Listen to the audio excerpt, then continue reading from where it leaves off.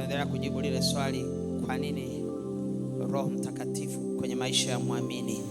Kwa nini mwanafunzi wa Yesu anapaswa kujazwa Roho Mtakatifu? Kwa nini? Kwa nini muamini anapaswa kujazwa Roho Mtakatifu? Unatakiwa kuwa katika hali ya kujaa Roho Mtakatifu, ajae ndani yako. Juzi jana na leo tunaendelea pointi ya 9. Na hii pointi ya 9 inasema ukijazwa Roho Mtakatifu unapata ufalme wa Mungu, unapata ufalme wa mbinguni. Ukijazwa Roho Mtakatifu unapokea ufalme wa Mungu, ufalme wa mbinguni. Tunaposema ufalme wa Mungu, tuna maana utawala wa Mungu. Tunaposema ufalme wa Mungu, tuna maana ya utawala wa Mungu. Kwa hiyo unapojazwa Roho Mtakatifu unapata au unapokea utawala wa Mungu. Unapata utawala wa Mungu. Roho Mtakatifu anapokuja kwako, unapojaa Roho Mtakatifu, umejaa utawala wa Mungu. Umejaa utawala wa Mungu. Na hapa kwenye utawala kuna mamlaka na kuna nguvu. Kwa hiyo unapojazwa Roho Mtakatifu unapata ufalme wa Mungu, yaani unapata utawala wa Mungu, yaani unapata mamlaka na nguvu za Mungu. Unapojazwa Roho Mtakatifu unapata ufalme wa Mungu, yaani unapata ufalme wa mbinguni, yaani unapata utawala wa Mungu au utawala wa mbinguni unakuja kwako. Ina maana unapojazwa Roho Mtakatifu unapata mamlaka na nguvu za Mungu. Unapata mamlaka na nguvu za Mungu, na hapa Mungu ni mfalme. Yesu alipoanza kuhubiri, alianza kusema maneno yafuatayo ambayo yanaweka mkazo juu ya ufalme kwenye maisha yetu. Kitabu cha Mathayo sura ya 4 mstari ule wa 17, Biblia inasema tokea wakati huo Yesu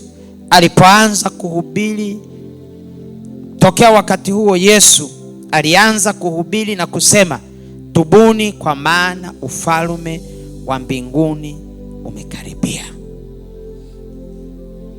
Alisema tubuni kwa maana ufalme wa mbinguni umekaribia. Alisema maana ufalme wa mbinguni umekaribia.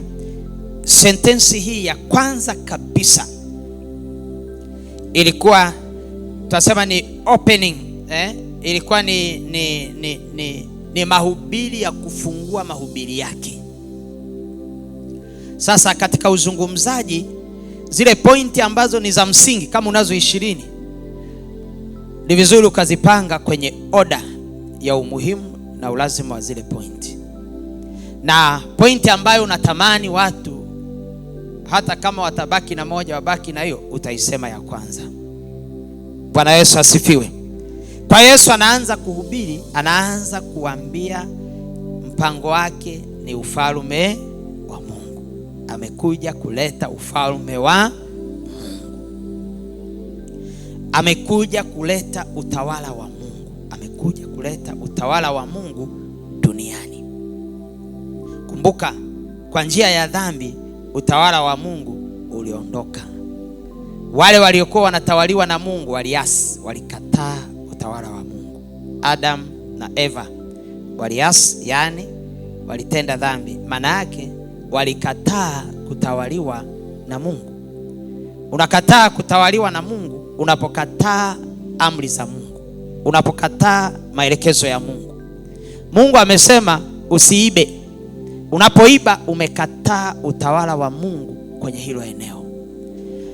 anasema usizini. Unapozini umekataa utawala wa Mungu, na automatically unapokataa utawala wa Mungu, utawala wa shetani una take over.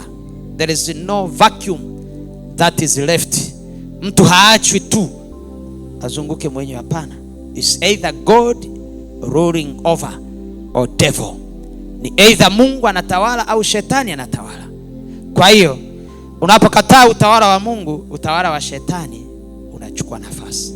Unapokataa utawala wa ufalme wa Mungu, ufalme wa shetani unatawala. Kwa tangu Adam na anguko la Eden, katika bustani ya Eden, utawala wa shetani ulitamalaki.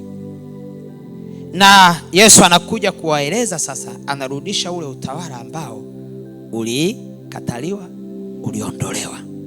Yale mapinduzi yaliyofanyika kwenye bustani ya Eden, Yesu anatangaza kuja kwake. Anakuja specifically kwa ajili ya jambo hilo. Anasema tubuni, kama njia ya kuruhusu ufalme, kwa sababu uliondolewa kwa dhambi. Kwa hiyo unarudishwa kwa toba na imani. Bwana Yesu asifiwe. Kwa anawaambia tubuni ili ufalme upate kuingia. Anawaambia umekaribia. Lile neno umekaribia lina maana gani?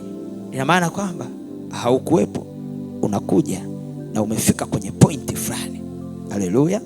Na kabla ya ujio wa Roho Mtakatifu tunasema umekaribia. Lakini baada ya siku ile Roho Mtakatifu aliposhuka siku ya Pentekoste, tunasema ufalme wa Mungu umeshakuja. Upo. Ni wewe kukubali uingie ndani yako au uweje, lakini upo. Upo. Sio kwamba uko mbinguni, uko duniani. Ila manifestation yake inategemea kukubalika kwake. Ili udhihirike, ili uonekane, unategemea umeuruhusu. Individual, mtu binafsi akiuruhusu, utaonekana kwake kama yeye. Familia ikiuruhusu, utaonekana kwenye hiyo familia. Kama taasisi ikiuruhusu ufalme wa Mungu, utaonekana kwenye hiyo taasisi. Au kama ni shirika au kampuni ikiuruhusu, utaonekana. Kama ni nchi, kama nchi imeamua kuruhusu utawala wa Mungu, utaonekana kwenye nchi. Kwa hiyo inategemeana na ni level ipi imeuruhusu. Pale aliporuhusiwa ndipo ambapo unaonekana. Kutoka kwa individual person, mtu mmoja mmoja, vikundi, eneo, ukoo, familia, mji, kijiji, mtaa, taifa, hivyo na kuendelea. Kwa hiyo anasema tubuni, ufalme wa Mungu umekaribia. Huyu ni Yesu. Lakini hata Yohana Mbatizaji anapoanza kazi yake, Mathayo sura ya 3 mstari wa 1 na wa 2, anasema siku zile aliondoka Yohana Mbatizaji akihubiri katika nyika ya Uyahudi na kusema, tubuni kwa maana ufalme wa mbinguni umekaribia. Tubuni kwa maana ufalme wa mbinguni umefanya nini? Umekaribia. Geukeni, ufalme unakuja, utawala unakuja, mwe tayari kuupokea. Bwana Yesu asifiwe. Kitabu cha Marko sura ile ya 1 mstari wa 15 pia anaweka msisitizo huo.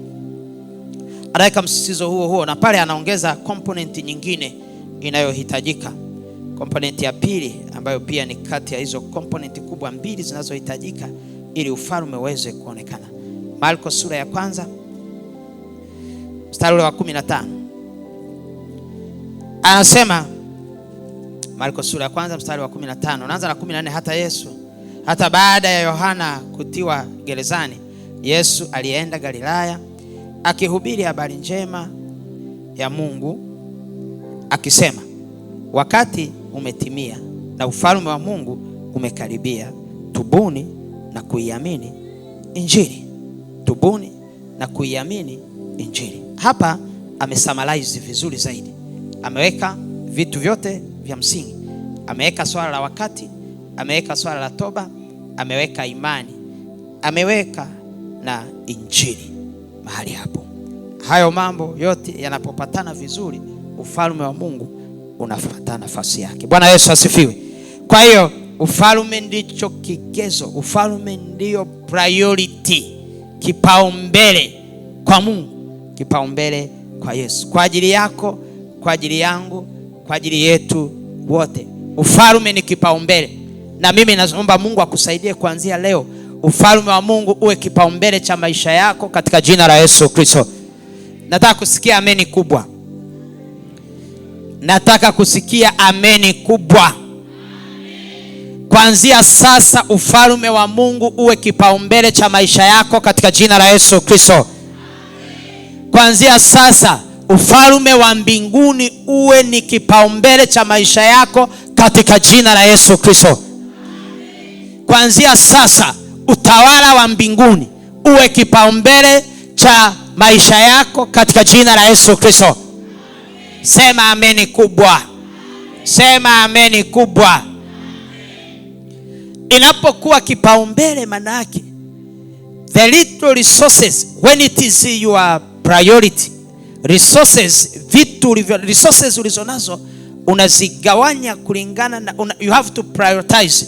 Una mahitaji na una resource, unaangalia hitaji la kwanza lipate kipaumbele. Unanielewa? Kwa hiyo resources ulizonazo, vile vitu ulivyo navyo, unapotaka kuviweka kwenye matumizi ya maisha yako, kipaumbele kiwe kwenye ufalme wa Mungu. Sema amen. Sema amen. Sema amen. Kipaumbele kiwe kwenye ufalme wa Mungu. Maana yake nini? Kipaumbele kiwe kwenye utawala wa Mungu. Maana yake nini? Kipaumbele kiwe kwenye nguvu za Mungu na mamlaka ya Mungu kwenye maisha yako. Sema amen. Kama unakubaliana na mimi sema amen. Angalia Mathayo sura ya 6 mstari wa 9. Yesu anaendelea kusisitiza umuhimu wa ufalme. Asa basi salini hivi. Wanafunzi wake walienda kumuomba awafundishe kusali, na Yesu anawafundisha. Asa basi nanyi salini hivi.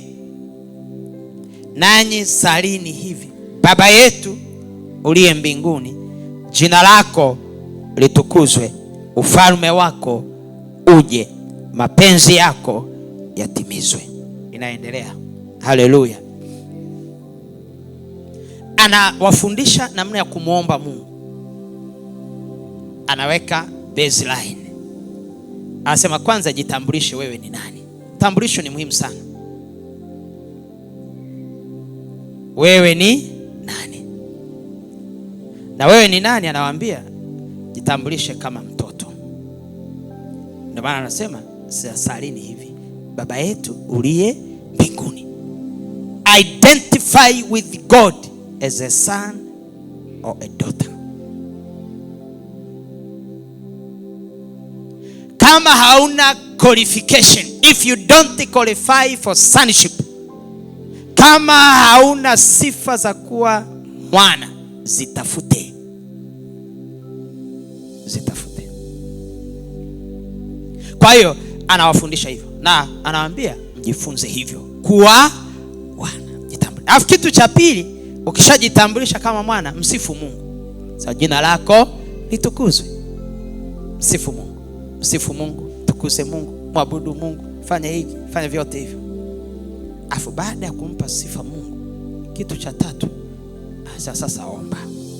Na kwenye kuomba anakupa ombi la kwanza. Ombi la kwanza. Sema ombi la kwanza. Sema ombi la kwanza. As per Jesus, ombi la kwanza ni ufalme wako uje. Ufalme wako. Kwa hiyo ufalme wako ni ombi lako la kwanza kabla ya kuomba mkate na vitu vingine. Mkate baadaye utauona huko pale chini. Unanielewa? Mkate bado huko pale chini, lakini ufalme umetangulia. Sasa Roho Mtakatifu, unapojazwa Roho Mtakatifu, kati ya vitu anavyoviweka ndani yako, yeye ni Mungu, lakini kati ya vitu anavyoviweka ndani yako ni ufalme wa Mungu. Na ufalme wa Mungu, utawala wa Mungu unapokuwa madarakani kwenye kwako wewe mwenyewe. Unanielewa? Mungu yuko madarakani. Kuna watu wanatembea lakini Mungu hayuko madarakani kwenye maisha yao. Kwa Mungu anapokuwa madarakani kwako, ndiye anayeamua, ndiye anayeweka sera, ndiye anayetunga sheria, ndiye anayesimamia vitu vyote vinavyoendelea kwenye maisha yako. Kwa hiyo ndio maana anasema ufalme wako uje, utawala wako uje. Kwa Roho Mtakatifu anakuja, anatuletea utawala wa Mungu, anatuletea ufalme wa Mungu. And from there, mapenzi ya Mungu yanaweza yakatimizwa kwenye maisha yako. Mapenzi ya Mungu yanaweza katimizwa kwenye karia yako.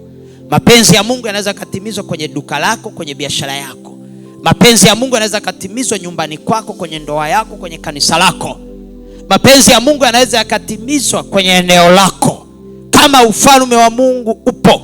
Kama ufalme haupo, hakuna cha Mungu kinachoweza kikatimia kwenye hilo eneo. Ndio maana anatanguliza kwanza ufalme. Maana yake kama ufalme wa Mungu haupo, ufalme wa ibilisi upo. Na huwezi kwenda kufanya kitu cha Mungu alafu ufalme wa ibilisi ukisapoti. Ufalme wa ibilisi kazi yake ni kuua, ni kuchinja, ni kuiba, kuharibu. Kwa hiyo cha Mungu kinapokuja katikati ya ufalme wa giza, ufalme wa giza mara moja unachangamka kukiharibu, unachangamka kukiua, unachangamka kukipoteza, unachangamka kukiondosha. Kwa hiyo hata kama Mungu anakuletea baraka, inakuja kwako pap, ni uponyaji umeingia. Ndani huko hakuna ufalme wa Mungu, kuna ufalme wa giza. Ule uponyaji utaharibiwa. Utashangaa, mbona nilisikia wakati ule nimepona, afu mambo yamebadilika. Nini? Ufalme haupo kusafeguard kile ambacho umekipokea kutoka kwa nani? Kwa Mungu. So tunasema kwa nini kama mwanafunzi wa Yesu unatakiwa kujazwa Roho Mtakatifu? Ni kwa sababu unatakiwa kuhakikisha kwamba ufalme wa Mungu uko in full. Ufalme wa Mungu uko katika ujazo wake. Hapo ndipo sasa vile vya Mungu vinaweza vikaja na vikapata nafasi. Sasa hiyo ni kanuni ipo, ni sheria ya Roho. Na adui akijua hiyo, mara nyingi anatupoteza. Hatuweki ufalme kama kipaumbele. Na hivyo hata kuomba ufalme wa Mungu ni mara chache sana. Hata kuuwaza kwenye vichwa vyetu mara chache. Na hapo tunakosa, that is where we miss. Tunakosa pointi. Tunakosa continuity ya kimungu. Kwa nini? Kwa sababu vitu vinakuja havikuti ufalme. Na kama havikuti ufalme wa Mungu, vinakuta ufalme wa giza. Na ufalme wa giza kazi yake ni kuua hicho. Haleluya. Haleluya. Kwa hiyo tunaomba kujazwa Roho Mtakatifu kwa sababu ujio wake unaleta ufalme. Na ufalme ni kipaumbele. Bwana Yesu asifiwe. Kwa hiyo hata hapo kwenye hiyo sala Yesu anaendelea kusisitiza kwanza ufalme. Tafuteni kwanza ufalme wa Mungu na haki yake, mengine yote mtazidishiwa kwa ni ziada. Mengine yote ni ziada. Next. But first kingdom. Piga magoti ukitafuta ufalme wa Mungu. Tembea ukitafuta ufalme wa Mungu. Unalala unatafuta ufalme wa Mungu. Unatoa sadaka unatafuta ufalme wa Mungu. Tafuta kwanza ufalme wa Mungu. Hiyo ni sheria, ishike. Ni kanuni, itunze. Hata kama una njaa, usiombe kwanza mkate, omba kwanza ufalme. Maana mkate ukija bila ufalme utaoza, utaharibiwa. Na ukiuahisha huko tumboni, wataufuata huko tumboni. Wataenda kuuharibia huko tumboni, utaharibiwa huko ndani. Kwa nini? Umepata mkate bila ufalme. Ni hatari. Mwambie jirani yako ni hatari. Mwambie ni hatari.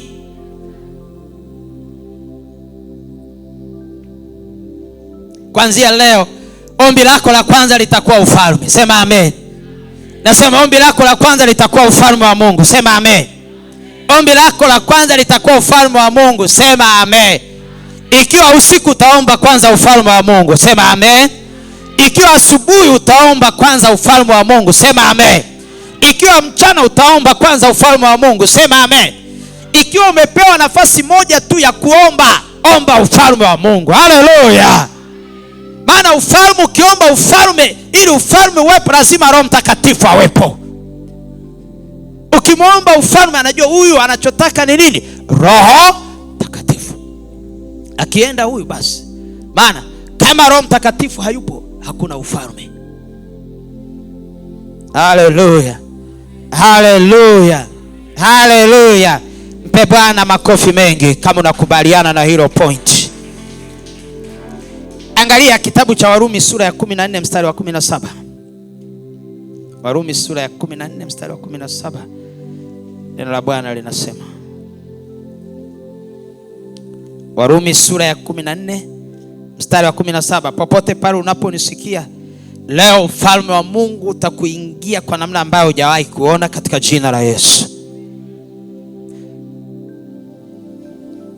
Ninaachilia maneno yaliyojaa ufalme wa Mungu kwa ajili ya mtu. Haleluya. Na maneno haya yanapoingia kwenye masikio yako, masikio yako yanapokea ufalme. Haleluya. Yanapoenda kwenye moyo wako, moyo wako unapokea ufalme. Haleluya. Mstari wa 17 Warumi sura ya 14. Biblia inasema, maana tumefika wote mahali hapo. Umepaona? Umepaona? Maana ufalme wa Mungu si kula wala kunywa, bali ni nini? Asema ni haki na amani na furaha katika Roho Mtakatifu. Haki, amani na furaha katika Roho Mtakatifu. Anatoa definition ya ufalme wa Mungu. Ufalme wa Mungu ni nini?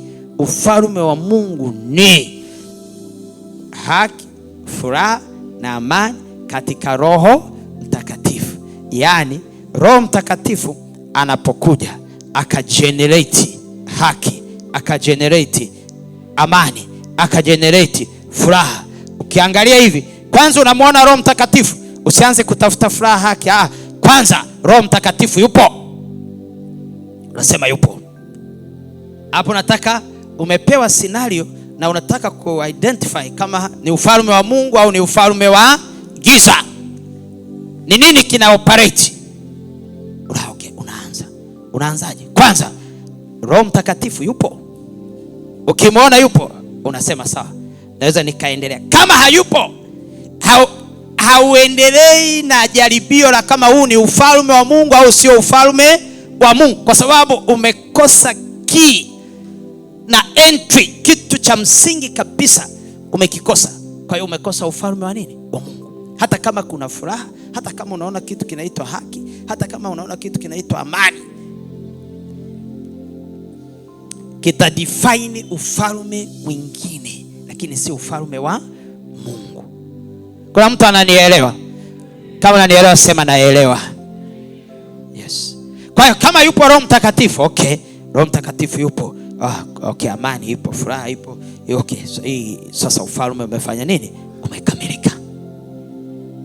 Ufalme umekamilika. Kuna nyakati ambazo Roho Mtakatifu anaweza akafika, akafanya kazi, akaondoka. Akafanya kazi yake, akafanya nini? Akaondoka. Baadaye unaweza ukacheki pale, kama hujamkuta Roho Mtakatifu, ujue hakuacha ufalme. Unanielewa? Hapo hapana ufalme. Ni Roho amekuja kwa special mission. Amefanya ile, ameondoka. Unanielewa ninachokisema? Unaelewa ninachokisema? Pigie Mungu makofi mengi.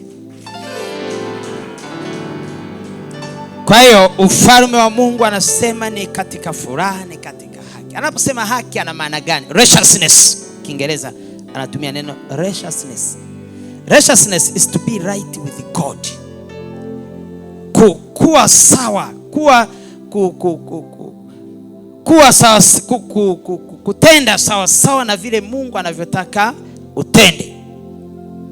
Na hiki ni kitu kinakuja kwa imani katika Yesu Kristo. Ile imani katika Yesu Kristo ndio inayotufanya tuhesabiwe kuwa na haki, kwa sababu tumemwamini. Na ndio maana unapomwamini Yesu, unapokuwa muamini, anakupa Roho Mtakatifu, kwa sababu umehesabiwa kuwa na haki hiyo.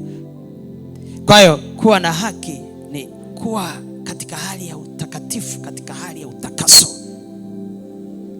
na unatakaswa kupitia imani katika Yesu Kristo. Imani katika Yesu Kristo is a key, alafu utakaso unafuata. Kwa hiyo asema kwamba ni haki, maana yake ni kwamba unakuwa katika hali ya utakaso, katika hali ya utakatifu, katika utakatifu, katika utakaso, katika kushika maelekezo ya Mungu, kufuata sheria za Mungu, kufuata maelekezo ya Mungu, kuwa katika mapenzi ya Mungu, kuwa katika vile Mungu anataka uwe. Sasa ni Roho Mtakatifu ndiye anayeweza akakualign na Mungu. Spiritual alignment ile Roho Mtakatifu ndiye anayeweza akakupanga vizuri vile Mungu anataka uwe, mpaka uqualify kwamba sasa una haki mbele za Mungu.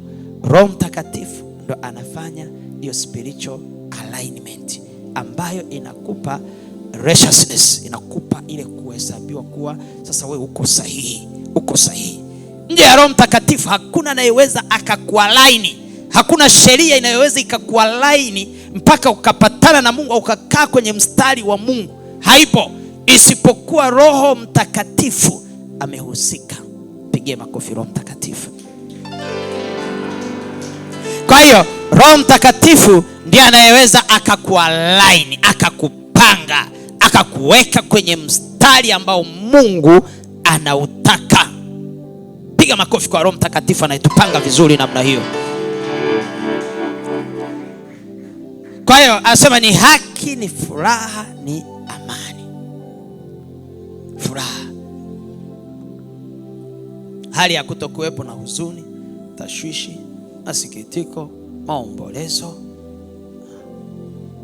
Ni hali inayokuwa ndani ya mtu ambayo inasema hivi ndivyo ninavyotaka, hivi ndivyo nilivyotarajia, hiki ndicho nilichokitaka, haya ndiyo niliyoyataka. Haleluya. Kwa hiyo furaha ni hali inayokuwa is an emotional condition. Ni hali fulani ya kihisia inayokuwa ndani ya moyo wa mtu ambayo inasema hivi, nimepata nilichokuwa nataka, nimepata niliyokuwa nayataka, hiki ndicho, yani nina kile ninachokitaka, au nimekuwa yule ninayetaka kuwa. Haleluya, haleluya. Sasa hiyo ni Roho Mtakatifu pekee anayeweza akakupa ukafika, kwa sababu kwa kweli mtu anachokitaka ni kuwa na Mungu, ni kuwa na Mungu. Unachokitaka ni utawala wa Mungu, ufalme wa Mungu. Kwa Roho Mtakatifu anapotengeneza hayo mazingira, amekualaini na Mungu, umekaa vizuri, hakuna mgogoro na Mungu, tayari ndani yako furaha inakuja, kwa sababu you are there to the point. Unanielewa? Ni kama unakuwa, kuna watu kuna mchezo fulani unaitwa draft. Piga pipi, yule mtu mwingine anataka kuingia kingi. Anaenda hivi, anaenda hivi, anazuiliwa, anaenda, akifika kingi, apata raha, amefika kingi, ameingia kingi. Haleluya. Pigie Mungu makofi mengi. Tu yule alikuwa anafanya mtihani na ameufaulu kwa kiwango na hata zaidi ya vile alivyokuwa anataka, anapata raha, pata furaha, anapata furaha. Kwa hiyo Roho Mtakatifu anapokuja anaweka furaha, anaweka pia amani. Amani kwa tafsiri ya neno lilotumika ni kitu kipana. Amani sio tu hali ya utulivu au kutokuwepo kwa fujo na vurugu ambayo ni tafsiri ya kawaida, lakini kwenye Biblia neno ambalo limetumika ni shalom, maana yake amani, shalom, ambayo ina maana pana zaidi, ina maana pana zaidi, ina maana pana zaidi. Unajua lugha ya Kiebrania tunasema is very descriptive. Neno moja kulichambua kwa lugha hizi zingine kama ya Kiswahili au Kiingereza, unaweza kutumia maneno 4 5 wakati mwingine ili kupata ile maana ya neno moja la Kiebrania, au pia lugha kama ya Kigiriki nayo inafuata. Kwa ni lugha ambazo ziko ni kama ziko yani ziko packed, densely packed, yani neno moja limesheheni humo ndani. Kuna vitu hivi. Kuna lugha nyingine ni nyepesi. Ukisema neno moja linaweza likamaanisha kitu kimoja. Hizo ni lugha nyepesi. Na hizo lugha hata kujifunza ni nyepesi, kwa sababu ukiambiwa hivi ni hivyo, ukienda hivi ni hivyo. Lakini lugha ngumu unaweza kukuta neno moja au maneno mawili yakiunganika yanaweza yakaleta maana tu. Hizo lugha zinakuwa ni ngumu kujifunza. Hizo lugha zinakuwa ni ngumu kujifunza. Lakini hizo lugha Mungu alizitumia mwanzo, Kiebrania, Kigiriki kwa ajili ya kuweka message yake, kwa sababu maelezo ya Mungu ni mengi kuliko vile yanavyoweza yakabebwa na maneno au na herufi za wanadamu. Maneno ya wanadamu haya tunayoyasema haya kumwelezea Mungu haitoshi. Kwa hiyo zile lugha zilikuwa ziko packed sana. Kwa neno moja linaweza Mungu akaweka mle vitu vingi kuhusu yeye. Sasa hizi tumetafsiri, maandiko yametoka kwenye hizo lugha yamekuja mpaka kwenye Kiswahili, yanatoka kwenye Kiswahili yanaenda mpaka kwenye Kigogo, yanaenda kwenye Kimasai kule. Yanapoenda kule huku njiani kuna vitu kadha wa kadha vinapotea, lakini bado vitu vya msingi vya kukufanya uamini vitabaki. Lakini unapotaka kuwa concentrated, dilution inakuwa ni kubwa on the way. Hallelujah. Yes. Sasa ile neno shalom analolisema hapa ina maana ya ustawi, ina maana ya mafanikio, ina maana ya utulivu. Ustawi, mafanikio, utulivu, accomplishment. Accomplished and accomplishment ni hali ya ukamilifu na kukamilika. Kwa hiyo unaposema haki, amani na furaha, amani pale ina kitu kipana. Usije ukafikiria tu amani tu ni hali ya utulivu, hakuna fujo. Ni zaidi ya kuwa na utulivu, ni zaidi ya kutokuwepo kwa fujo. Inaenda zaidi, inaenda kwenye ustawi, inaenda kwenye mafanikio, inaenda kwenye utimilifu na ukamilifu. Kwa hiyo ufalme wa Mungu una include jambo hilo. Haleluya. Sema asante ufalme wa Mungu. Kwa hiyo Roho Mtakatifu anapokuja anasema kwamba ufalme isipokuwa ufalme wa Mungu, huyo furaha, haki na amani katika ufalme.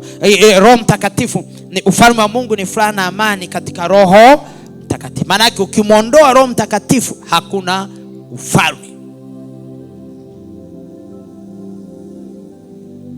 Bwana Yesu asifiwe.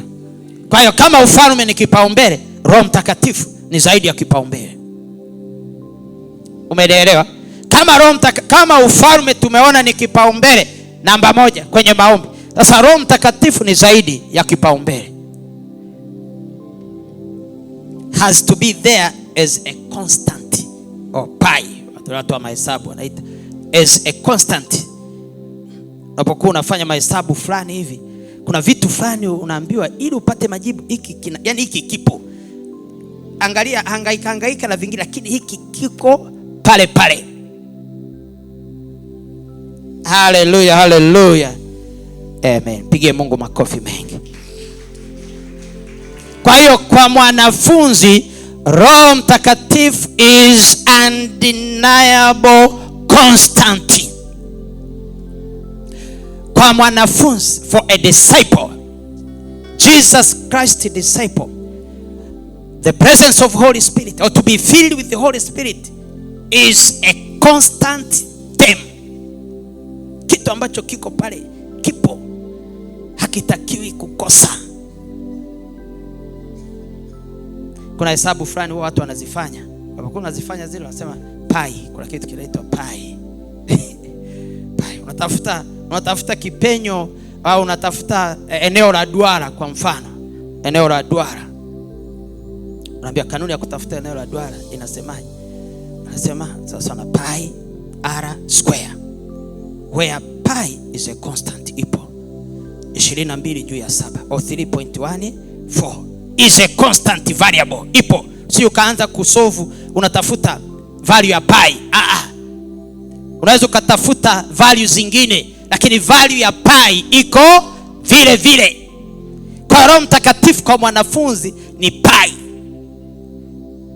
Kwa wana mahesabu wanajua. Mpige makofi Roho Mtakatifu.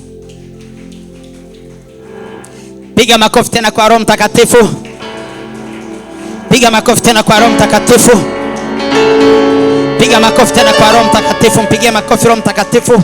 Piga makofi ya kuchangamka, piga makofi ya furaha, piga makofi ya amani kwa Roho Mtakatifu. Piga makofi. Pigie Roho Mtakatifu makofi, pigie Roho Mtakatifu makofi, pigie Roho Mtakatifu makofi, pigie Roho Mtakatifu makofi, pigie Roho Mtakatifu makofi. That is your life constant. Hallelujah, hallelujah.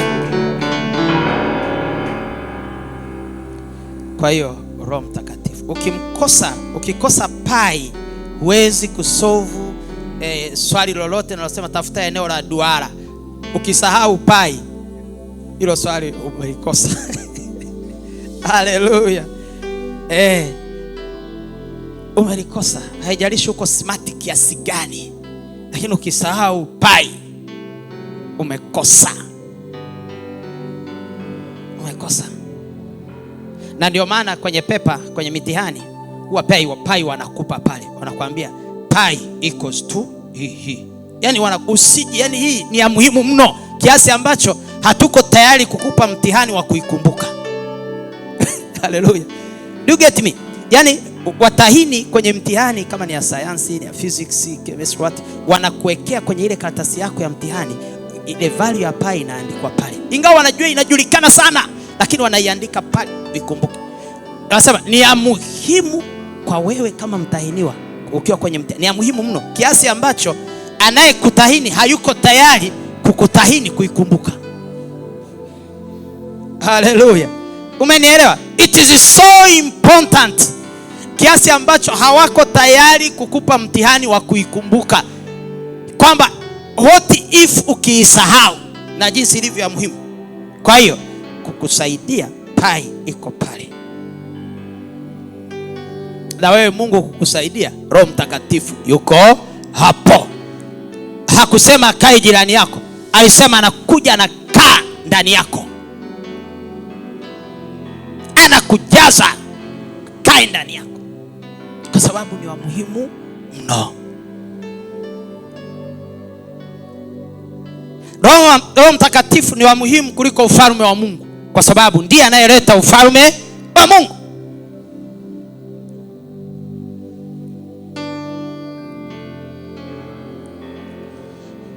Na kwa kweli the two are inseparable. Alipo Roho Mtakatifu, ufalme upo. Alipo Roho Mtakatifu, ufalme wa Mungu upo.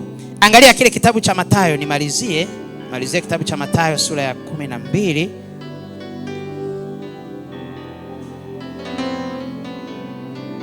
Kabla ya Mathayo ni kusomea Wakorintho wa kwanza sura ya 4. Naona iko karibu na mimi hapa. Inasema si unisome tu mimi alafu endelee huko.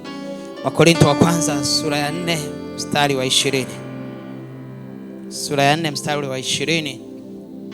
Biblia inasema kwamba maana ufalme wa Mungu haui katika neno bali katika nguvu. Haui katika neno bali katika nguvu. Sasa anaposema katika neno hapa, ana maana kwamba ufalme wa the kingdom of God is not in a talk but in power. Ana maana ya kwamba hauko tu kwenye kusema maneno, kusema tu, uko katika nguvu. Kwamba yale maneno nayo yasema sio yenyewe, sio ufalme, lakini nguvu iliyo ndani ya yale maneno ndio ufalme. Hallelujah, hallelujah. Hallelujah, hallelujah. So haiko kwenye wingi wa maneno utakayoyasema, lakini wingi wa nguvu iliyoko kwenye maneno utakayoyasema. The amount of power that is delivered through your talking, that is what matters, and that is what it means kingdom. Kwa hiyo anawazidi kuweka msisitizo. Unapoongea habari za ufalme, unaongelea habari za nguvu, habari za power. Habari za power. Hebu sema power.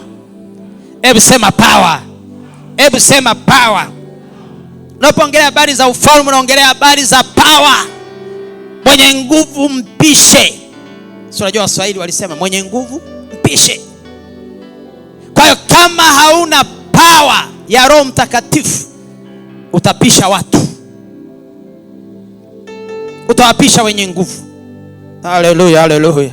hata kama ni foleni yako ya kupokea, lakini hauna nguvu, utawapisha wenye nguvu wapokee, wakati wewe ukisubiri. Mwenye nguvu mpishe. Ufalme wa Mungu is all about power. So wewe ni mwanafunzi wa Yesu, hauna nguvu. Wanafunzi wako huko kwenye mashaka, wanafunzi wako huko kwenye tabu, wanafunzi wako huko kwenye mateso. Wachawi watakuchezea tu. Kwa nini? No power. Mizimu itakuchezea tu. Kwa nini? No power. Utasema ndio mwana wa ufalme wa Mungu. Where is your power? Where is your Holy Spirit? Roho yuko wapi to defend you? To defend you, kukutetea. Yuko wapi? Unaenda kuvunja mizimu ya nyumbani kwenu, itakuuliza. Sasa kumbuka watoto fulani waliuza, wanawasekewa. Yesu tunamjua, Paulo tunamjua, ninyi ni nani? Kwa nini wale mapepo waliwauliza wale watu vile? Nini? Walisema kwa jina la Yesu anayehubiriwa na Paulo, toka. Mapepo yakacheki, yakasubiri labda kuna nguvu inafuata. Hakuna. Kuna nguvu labda itafuata. Hakuna. Mara ya kwanza, kwa jina la Yesu anayehubiriwa na Paulo, toka. Mapepo labda kuna nguvu zinakuja. Hazipo. Kwa jina la Yesu anayehubiriwa na Paulo, toka. Akasema okay, unakuja na maneno tu. Where is power? Biblia inasema wale pepo wakawarukia. Kwanza wakawashinda, wakawaweza, wakawashinda, wakawavua nguo, wakakimbia uchi. No power. You are confronting devil power, devil kingdom without the power of God. Watakuvua nguo. Nini utavuliwa nguo? Maisha yako ya Kikristo itilibie shame. Tabaki unasema umeokoka, but no tangible show up ya kwamba, no tangible proof kwamba kweli there is God in your life. There must be power to prove. Lazima kuwepo na nguvu inayothibitisha. Unataka nguvu, sema amen. Unataka nguvu, sema amen. Hii sauti ni watu ambao hata hawajui kama wanataka nguvu au hawataki. Unataka nguvu, sema amen. Unataka nguvu za Mungu, sema amen. Wale watu wakavuliwa nguo, watu wazima kabisa wale, wapunga pepo wale, wavuliwa nguo wakakimbia huku. Nini? Wamekosa power. Mungu akuepushe na jambo hilo. Haleluya. Mizimu ya kwenu haitakuvua nguo, kwa sababu Mungu atakupa power. Nasema God will give you power enough to confront your enemies. Hallelujah. Sema power. Power. Sema power. Sema power. Sema power. Yes, you need it. Ili waweze kunyamaza, waweze kuwa confront vizuri. Sema si katika neno tu. Kataa. Kataa. Kuwa Mkristo tu mwenye maneno tu, no power. Kataa. And the choice is yours. It's upon yourself to choose between the power or powerless. Wewe mwenyewe unaamua. Roho Mtakatifu atakuja juu yako na utapokea nguvu. Hawana wasekewa wakaipata kwa sababu hawakuwa na power. Haleluya. Nimalizie kwa kusomea ile Mathayo sura ya 12. Mathayo sura ya 12 mstari ule wa sura 12 mstari wa 28. Mstari wa 28. Hiyo habari unaweza ukaifuatilia vizuri kuanzia mstari wa 22 pale. Lakini nataka nisome mstari wa 28. Nasema, lakini mimi nikitoa pepo kwa Roho wa Mungu, basi ufalme wa Mungu umekwisha kuwaijilia. Sasa mimi nikitoa pepo kwa Roho wa Mungu, yani kwa Roho Mtakatifu natoa pepo, basi ujue ufalme wa Mungu umekuja. Maana yake ni kukwambia kwamba Roho alipo, ufalme upo. Roho akija ndani yako kutoa pepo, maana yake amekuja na ufalme ndani yako. Kubaki, retention ni imani yako. Ni kwamba ubaki, ufalme ubaki, na ubaki kwa kiwango gani? Ni imani yako. Roho Mtakatifu abaki kiasi gani ni imani yako. Lakini ile kwamba asema, Yesu anambia nikitoa pepo kwa Roho Mtakatifu, mjue ufalme wa Mungu umekuja. Kwa ukiona mahali pepo wanatolewa, ujue ufalme ufanya nini? Upo. Bila kusahau jina la Yesu. Haleluya. Haleluya, haleluya. Sio wakuta waganga nao wanatoa mapepo kwa kuyabembeleza, kwa kuyapa unataka nini kiti, wanayapa yale kiti wanakula, halafu wasema hapa pana ufalme wa Mungu. Jina la Yesu. Haleluya. Jina la Yesu. Haleluya. Yes. Kwa hiyo anasema kwamba ukiona pepo wanatolewa kwa Roho Mtakatifu, ujue ufalme uko mahali hapo. Haleluya. Na mimi sema leo mapepo yatoke kwa watu. Haleluya. Kama pepo yuko ndani yako leo, ufalme umekuja, pepo atatoka. Nasema pepo atatoka, mizimu itatoka, vinyamkera vitatoka, uchawi utatoka, uganga utatoka, majini mahaba yatatoka, majoka yatatoka, mijusi itatoka. Haijalishi jina la pepo, watatoka kwa jina la Bwana, kwa sababu ufalme wa Mungu uko mahali hapa. Sema amen. Sema amen. Sema amen. Sema amen. Huyo pepo wa umaskini leo atatoka. Sema amen. Pepo wa magonjwa leo ataondoka. Sema amen. Pepo wa ugonjwa ataondoka. Sema amen. Pepo wa migogoro ataondoka. Sema amen. Pepo wa mafarakano ataondoka. Sema amen. Pepo wa kutokuolewa ataondoka. Sema amen. Pepo wa kutokuoa. Sema amen. Pepo atatoka. Sema amen. Pepo ataondoka. Sema amen. Wale mapepo wa kijijini wataondoka. Sema amen. Mapepo mtaani wataondoka. Sema amen. Mapepo walio kazini kwako wataondoka. Sema amen. Mapepo walio kwenye biashara yako wataondoka. Sema amen. Piga kelele amen. Piga kelele amen. Piga kelele amen. Piga kelele amen. Piga kelele amen. Piga kelele amen. Piga kelele amen. Piga kelele amen. Piga kelele amen. Kwa nini? Roho Mtakatifu yupo, pepo anatoka. Haleluya. Haleluya. Nimalize na hii Matendo sura ya 13. Tumalizie hapo. Matendo sura ya 13. Yes. Matendo sura ya 13. Kuna habari nzuri ya Paulo pale. Alifika mahali anawahubiria mtu mmoja, mtu mkubwa kwenye nchi. Mtu mkuu ni governor yule, liwali, anataka kuokoka, alafu kuna mchawi anaingilia pale, anataka kumletea shida. Anataka kuzuia yule mtu asiokoke. Wakati Paulo na huyu mkuu wa mkoa akiokoka, nitahubiri kwenye huu mkoa vizuri sana. Hakutakuwa na shida. Alafu ghafla kuna mchawi mmoja anaitwa Elima. Angalia mstari ule wa 6. Nasoma ile habari mstari wa 6 hadi wa 9, Matendo ya Mitume sura ya 13. Tunasema kwamba walipokwisha kupita katikati ya kisiwa chote mpaka Pafo. Asema kwamba wakaona mtu mmoja mchawi, nabii wa uongo, Myahudi, jina lake Ba Yesu. Hii hatari kweli. Ni mchawi alafu nabii wa uongo, afa anaitwa mwana wa Yesu. Ile Ba ina maana mwana wa Ba. Inasema Ba Yesu ya mwana wa Yesu. Lakini mchawi ameokoka, labda ni mchawi, ni Mkristo, ni mchawi, mganga huyo. Huyo anaitwa Ba Yesu. Lakini Yesu pia ni jina tu. Kwa Kiyahudi mtu yote alikuwa anaweza akaitwa pia Yesu. Tunaelewana? Yes.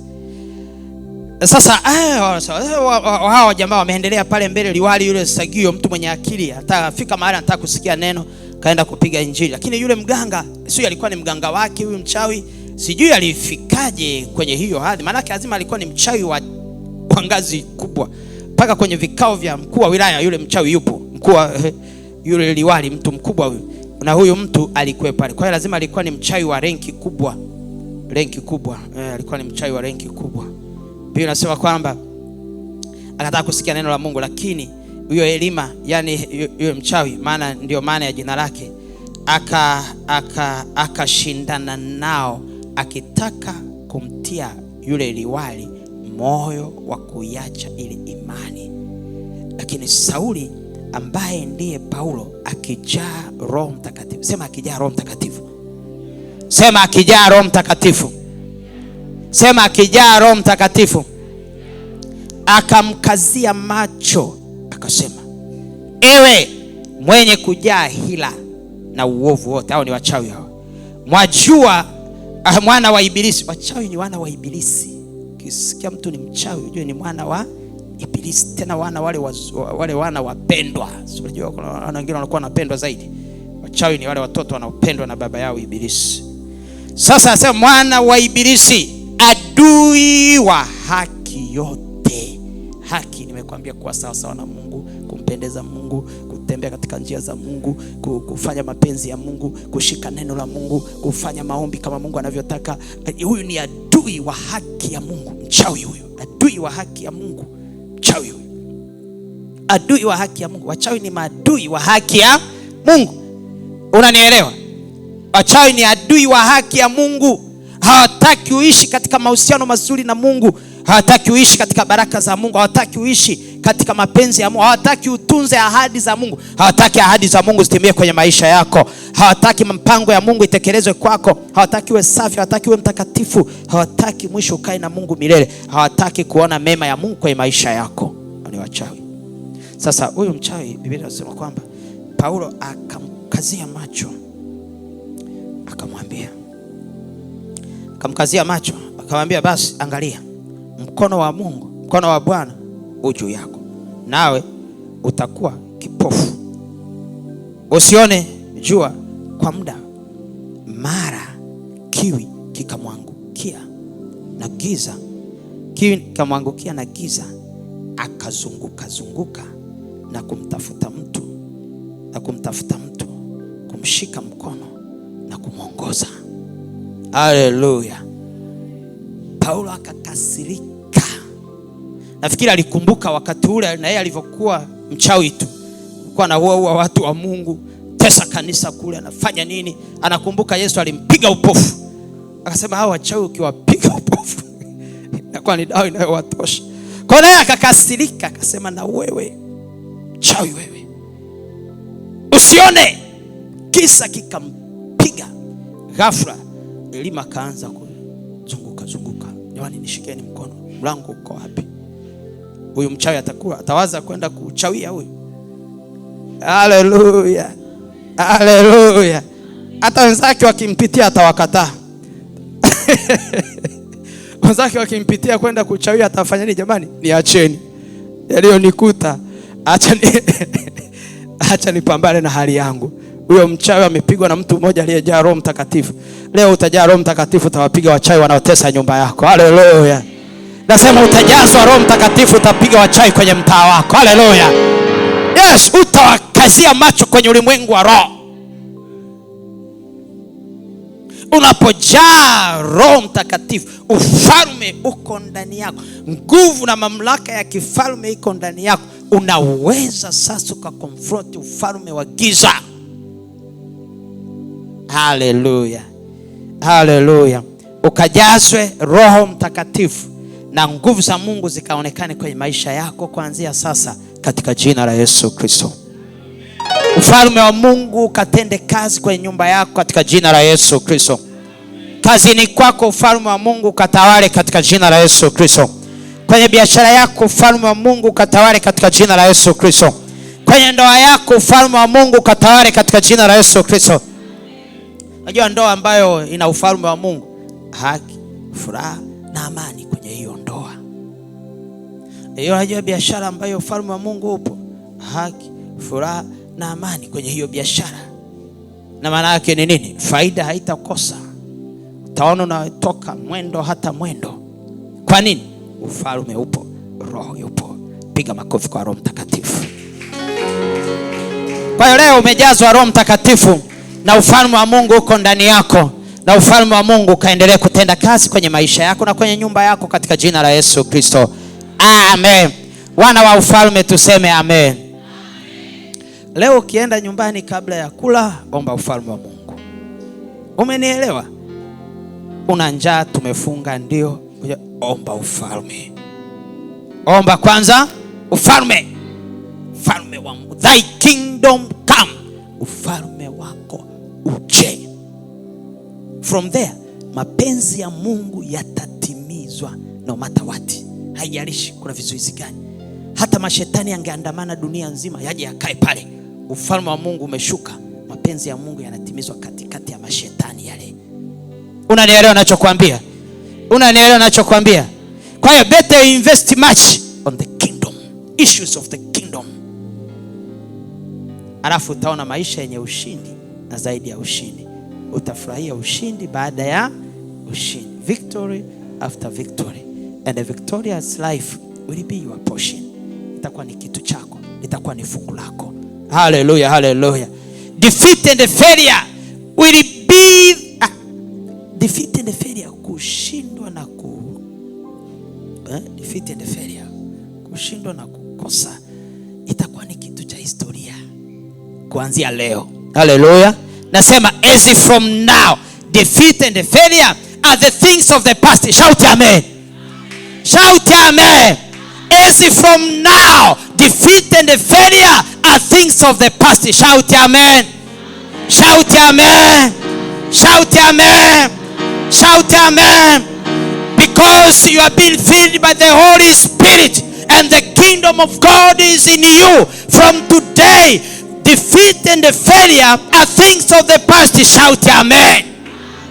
Piga kelele amen. Piga kelele amen.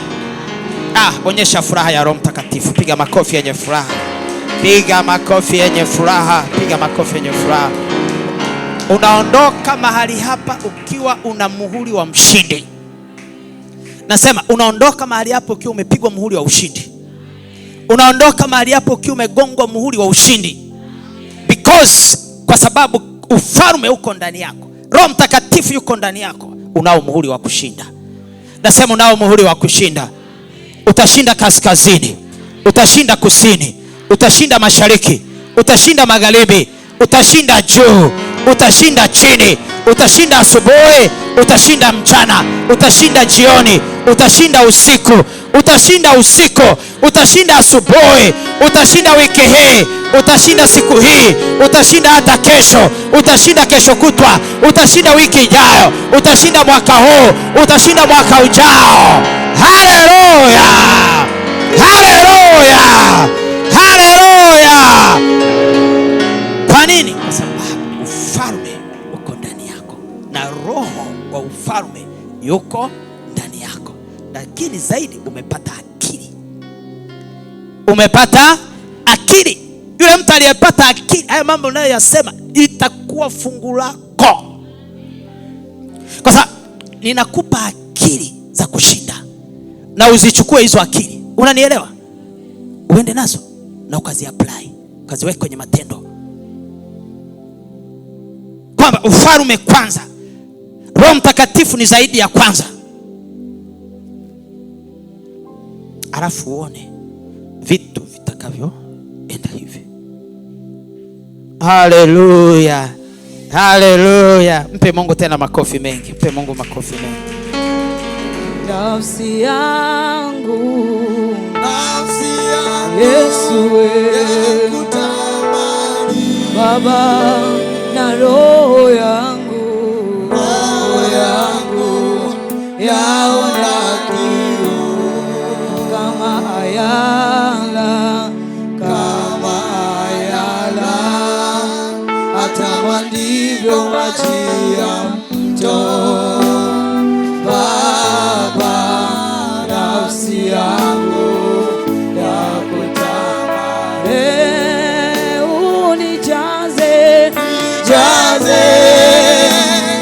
Roho Mtakatifu uniweke karibu nawe, nirejeshe furaha ya wokovu. Baba, tujaze, nijaze nijaze. Mwambie Mungu nijaze, mwambie Mungu nijaze, mwambie Mungu nijaze, mwambie Mungu nijaze, nijaze, nijaze. Mwambie Mungu nijaze, nijaze, nijaze, nijaze, nijaze, nijaze. Tamani leo akujaze tena, akujaze tena. Kiwango kile unajazwa na Mungu, Roho wake, ndicho kiwango cha Mungu kinafanya kazi kwenye maisha yako. Mwambie akujaze tena, mwambie akujaze tena, akujaze, akujaze, akujaze. Nijaze, nijaze, nijaze, nijaze Baba, nijaze, nijaze Mungu wangu, nijaze, nijaze Roho wako. Tamani, tamani, tamani, tamani. Tuliona wale watu wakienda mbele za Mungu, wale wanafunzi wa Yesu wakaomba maombi mengi, wakaomba maombi kadhaa, lakini jibu la Mungu lilikuwa ni kuwajaza Roho Mtakatifu. Alipowajaza Roho Mtakatifu, yale matatizo yao yote yalishughulikiwa baada ya kujazwa Roho Mtakatifu.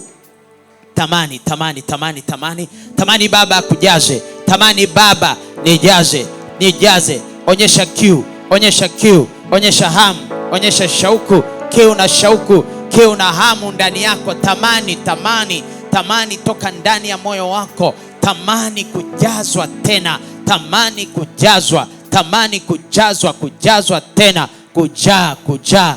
Tamani, tamani, tamani, tamani, tamani Bwana akujaze, Bwana akujaze, Bwana akujaze Roho wake, akujaze Roho wake, akujaze, akujaze, akujaze, akujaze Baba, mjaze, mjaze tena, mjaze tena. Watoto wako wana kiu, wana hamu, wana shauku, wana kiu, wana hamu, wana shauku ya kujazwa, wana shauku ya kujazwa. Wajaze, wajaze, mjaze kila mmoja sawa sawa na shauku yake, sawa sawa na kiu yake. Anatamani, anatamani kama ayala atamanivyo maji ya mto, kama ayala atamanivyo mito ya maji, kama ayala atamanivyo yale maji katika ile mito, ndivyo watoto wako wanatamani Roho wako, wanatamani Roho wako, ndivyo wanatamani Roho wako, ndivyo kanisa lako linatamani, linatamani kanisa lako Bwana, linatamani Roho wako,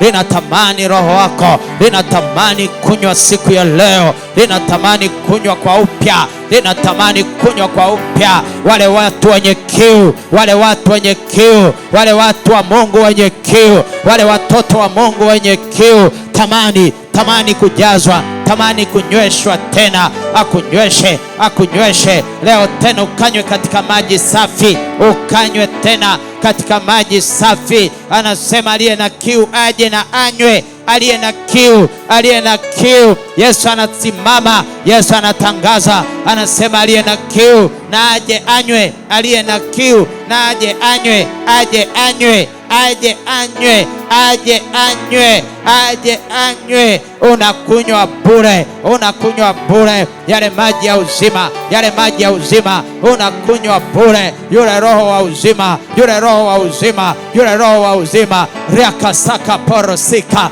Roho Mtakatifu, Roho Mtakatifu. Watu wana kiu nawe, watu wana shauku nawe. Mwangalie yule mtu mwenye kiu, yule mtu mwenye shauku, yule mtu mwenye tamaa, anatamani ndani yake, anatamani. Endelea kutamani, endelea kutamani, endelea kutamani, endelea kutamani. Wala usiache kutamani, wala usiache kumtamani Roho wa Baba, usiache kumtamani Roho Mtakatifu. Huyo ndio mambo yote, huyo ndiye mambo yote, huyo Roho Mtakatifu ndiye mambo yote, ndio mpango mzima, ndio mpango mzima huo. Ukiupata umepata yote, ukimpata huyo Roho umepata yote, umepata yote, umepata uzima, umepata uponyaji, umepata uhuru, umepata uhuru. Maana palipo na Roho wa Bwana, hapo ndipo penye uhuru, hapo ndipo penye uhuru. Palipo na Roho wa Bwana, hapo ndipo penye kufunguliwa. Palipo na Roho wa Bwana, hapo ndipo penye furaha, hapo ndipo penye amani. Palipo na Roho wa Bwana, hapo ndipo penye uzima, hapo ndipo penye utakatifu, hapo ndipo penye ushindi. Palipo na Roho wa Bwana,